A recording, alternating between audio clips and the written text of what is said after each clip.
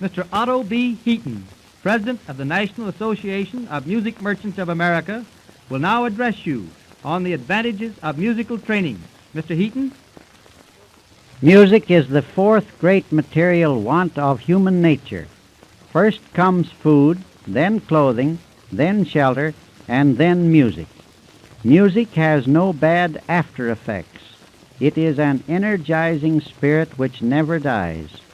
Tunes make deep and lasting impressions which cheer and refresh men's minds as occasion arises.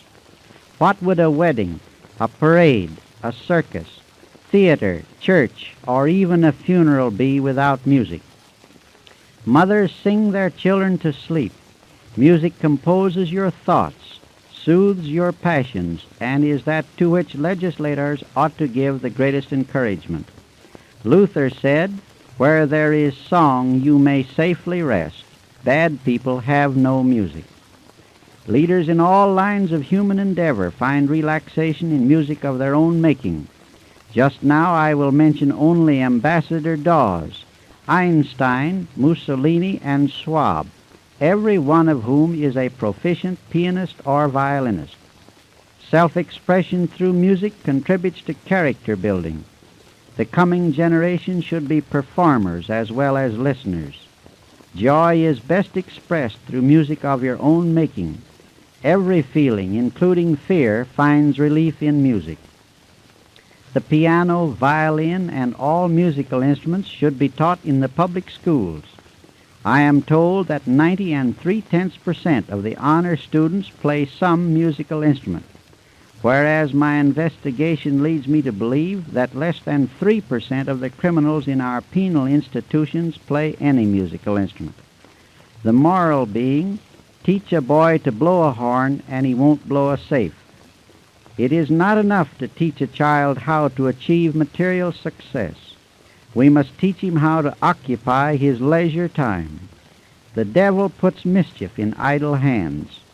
Children should be heard as well as seen. Otherwise, an inferiority complex may develop. Musical training adorns riches and ameliorates poverty. Music in the home puts sunshine in the heart. Positive proof that music is the best mind trainer comes from Oxford University. Only 10% of the students there study music, yet this 10% takes 75% of all the school prizes and scholarships, that not being the record of a single year, but the average over a period of 30 successive years. As a public school study, music seems far more important than botany, biology, trigonometry, geometry, and so forth, every one of which is forgotten in after life. Absolute coordination of eye, ear, and hand are required of music students. What better training in concentration? The United States Commissioner of Education states that all children should be taught to play some musical instrument. It has the effect of training the memory, quickening perception, stimulating imagination, and encouraging concentration.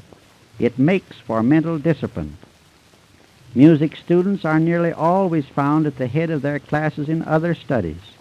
Enrollment in school bands reduces truancy, too.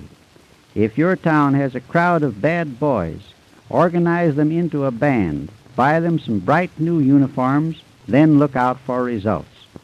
The song Home Sweet Home has brought more wayward boys and girls back to the fireside than all the police in the world.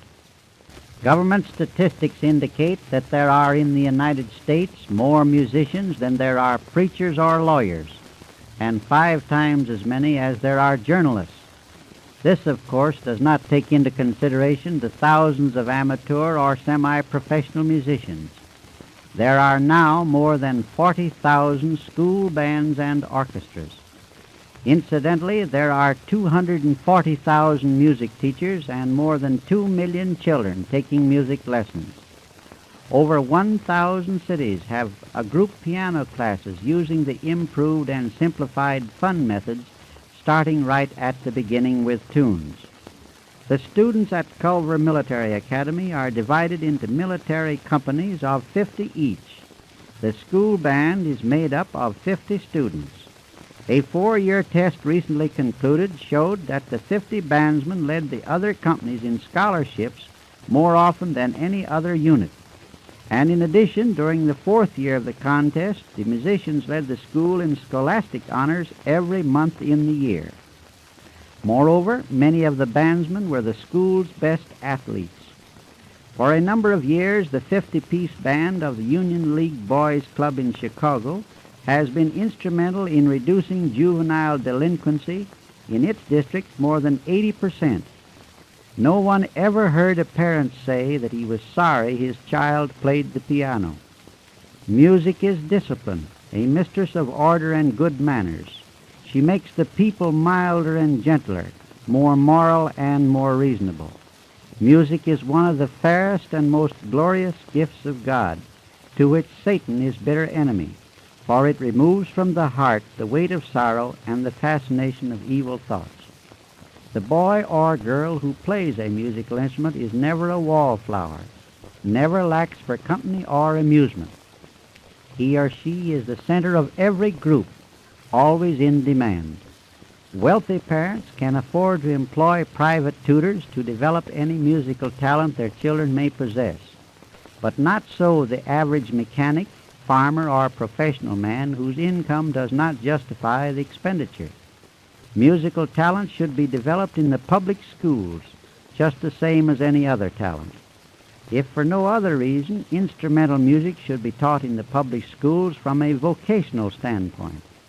Every one of my listeners probably knows at least one boy who, by playing the saxophone, cornet, or drum, earned enough money to pay his way through college, earned easier and more pleasantly than by those students who sold magazines, worked in restaurants, and so forth.